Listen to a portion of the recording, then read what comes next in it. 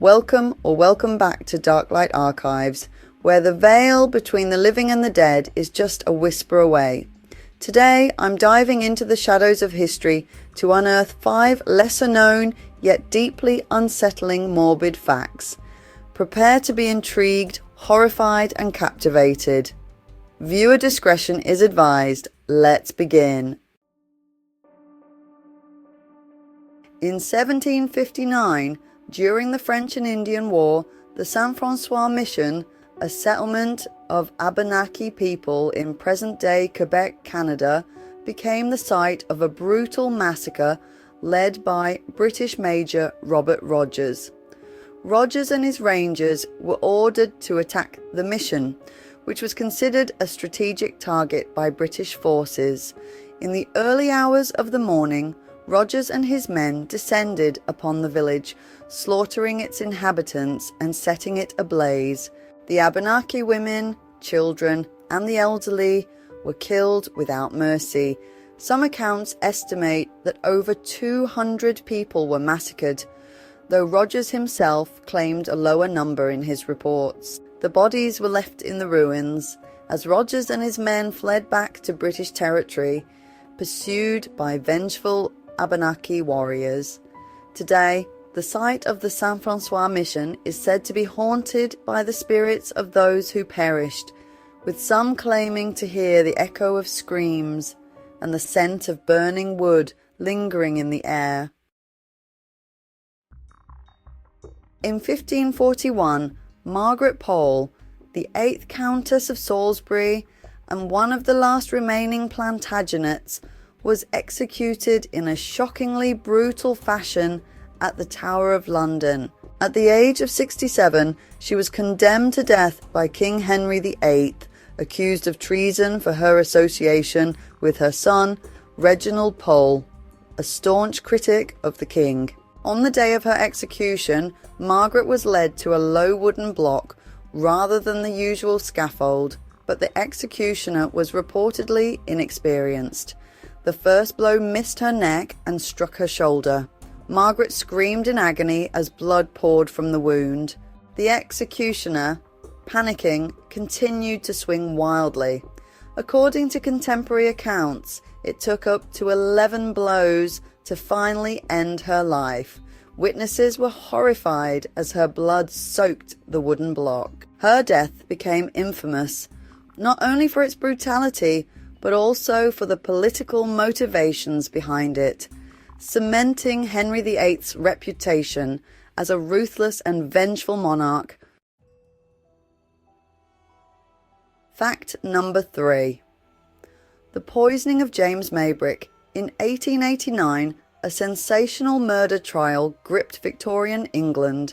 Florence Maybrick, a young American woman living in Liverpool, was accused of poisoning her wealthy husband, James Maybrick, with arsenic. James had been suffering from a mysterious illness for weeks, experiencing severe stomach pains, nausea, and vomiting. After his death, traces of arsenic were found in his body, and Florence was arrested.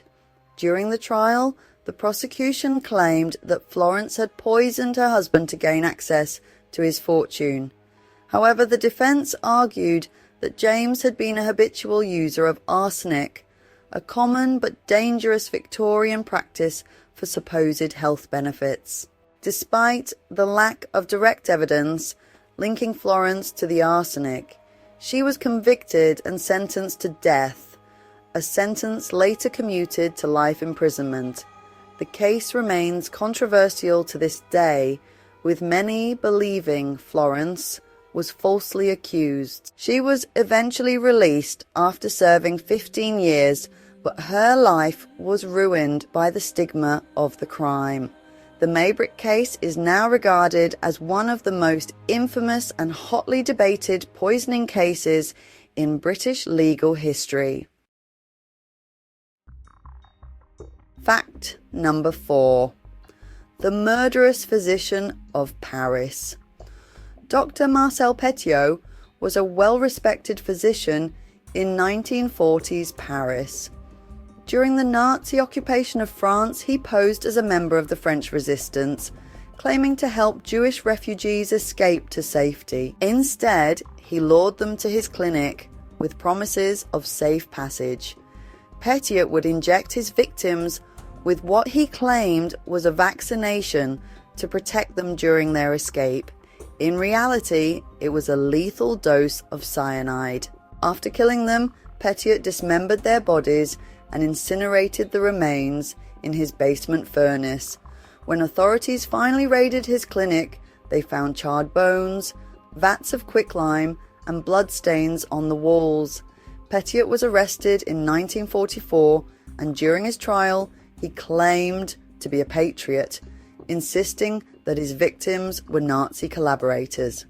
Nevertheless, he was found guilty of 26 murders, though investigators suspected the actual number was much higher.